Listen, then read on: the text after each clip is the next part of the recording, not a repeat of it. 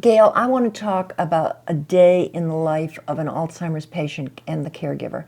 So there are 5 stages thereabouts for Alzheimer's. Do 3 stages, beginning, middle, and end, of what a day is like. Okay. In the early stages of Alzheimer's, sometimes people aren't even diagnosed. Their behavior might be starting to change, but people don't know why.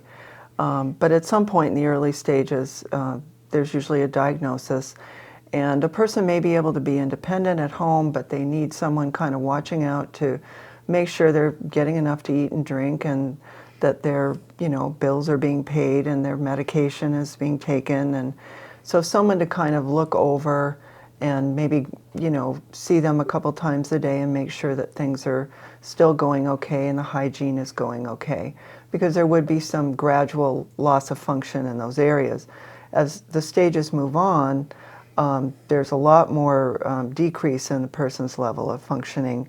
They might not be able to cook for themselves anymore. They might need cueing and a lot more help with their hygiene. They might become incontinent and have to wear, some kind of product for incontinence.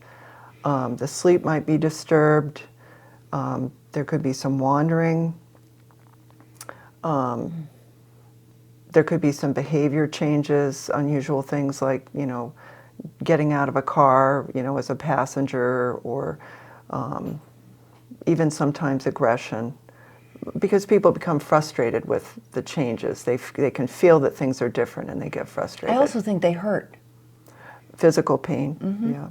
And then, of course, as things progress even more, the person is at this point probably requiring 24-hour care and needing more physical care, maybe feeding, or definitely help to get the food, to them. Hygiene help, bathing. There might be falls, so they might need somebody to walk with them to make sure that they're not falling. So there's a decline physically.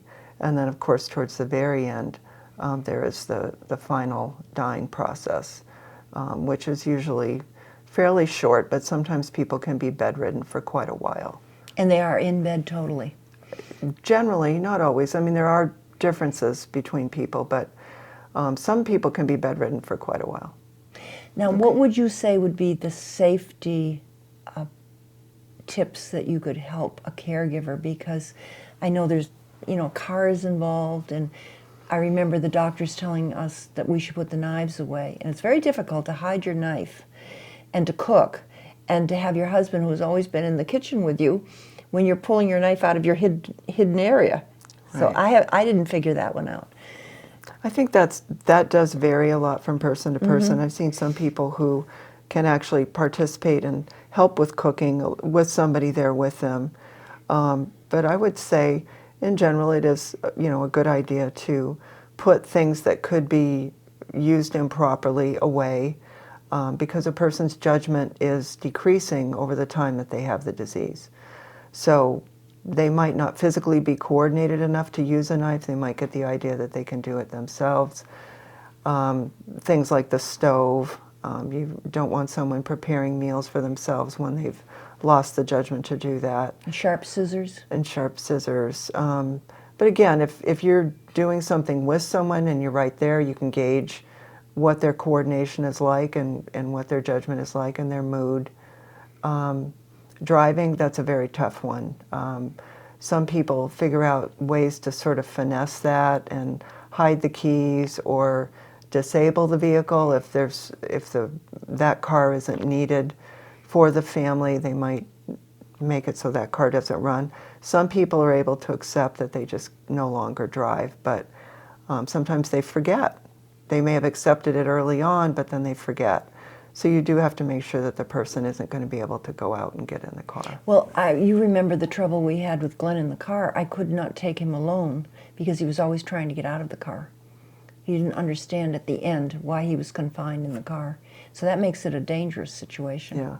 There are some cars now that have, like the child-proof locks that lock all the doors except the driver's side. But it gets upsetting to the person too when they don't understand that. Right.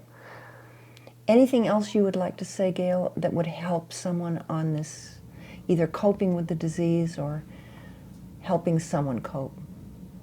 Well, just one more thing on safety. You want to make sure that things are visually clear, because people don't understand what they're seeing sometimes. So you want to make sure that things are well lit and that there isn't a lot of clutter, so that the person can sort of understand what's in their environment better and not think that they're seeing something that they're not. Well, there are hallucinations with Alzheimer's. There are in some people. hallucinations, and also just where people think that something, you know, like a dark object on the floor, they think it's a cat, or, you know, they misinterpret things. So the better the lighting and the clearer things are, the better. I'm glad we have people such as yourself that help us Oh, get through this. well, thank you. I'm glad everybody's working together to try to make things better with this disease.